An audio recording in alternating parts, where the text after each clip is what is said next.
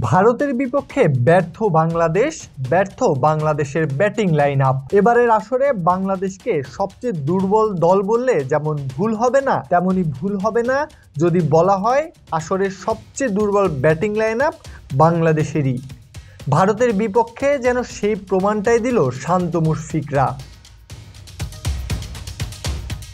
একজন ব্যাটসম্যানের প্রধান এবং বেসিক বিষয় হলো ফুটওয়ার্ক। ক্রিকেটের ভাষায় যার ফুটওয়ার্ক যত বেশি ভালো, তার ব্যাটিং দক্ষতা তত বেশি উন্নত।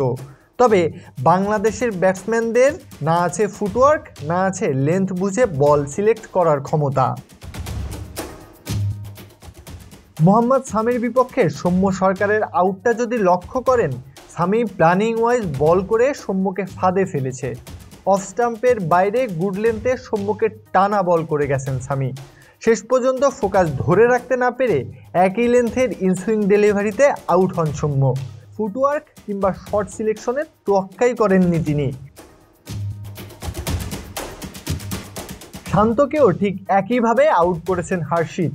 অফ স্টাম্পের অনেক বাইরে ড্রাইভ জোনে বল করেন শান্তকে, আর সেই পাতা ফাঁদেই যেন পা দিয়েছেন বাংলাদেশের কাপ্তান। একজন ন্যাশনাল পর্যায়ের ক্রিকেটারের শর্ট সিলেকশন যদি এমন হয়ে থাকে, তবে বলার থাকে না কিছুই। মেহেদী হাসান মিরাজ গুড লেন্থ কিংবা একটু শর্ট লেন্থের বলে অনেক দুর্বল। দুই স্লিপ রেখে মোহাম্মদ সামি সেই লেন্থেই অফ স্টাম্পের বাইরে বল করেন মিরাজকে। মিরাজ স্লিপেই ক্যাচ দিয়ে ফেরেন সাজঘরে। তার ফুটওয়ার্ক দেখে মনে হয়েছে মিরাজের ব্যাটিংয়ে যেন এমন কোনো শব্দই নেই। জাকির আলীকেও ঠিক একইভাবে ফিরিয়েছেন শামি। অফ স্টাম্পের অনেক বাইরের বল লেগ সাইডে খেলতে গিয়েই উইকেট বিলিয়ে এসেছেন তিনি।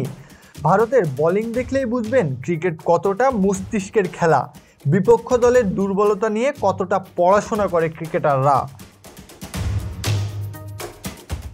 ম্যাচের আগের দিন রাতে বাংলাদেশ দল ডিনারে খেয়েছে তৈলাক্ত সব খাবার। শারীরিকভাবে মাঠের খেলায় যার প্রভাব পড়ে অনেক বেশি মাত্রায়। তহিদ হৃদয়কে দেখেছি হ্যামস্ট্রিং ইনজুরিতে স্ট্রাগল করেছেন অনেকটা সময়। তাই তো প্রশ্ন ওঠে, প্রফেশনালিজম বলে কোনো শব্দ বাংলাদেশ দলের ডিকশনারিতে আদেও আছে কিনা। প্রত্যয় হক কাব্য, বিডি আর্কাইভ।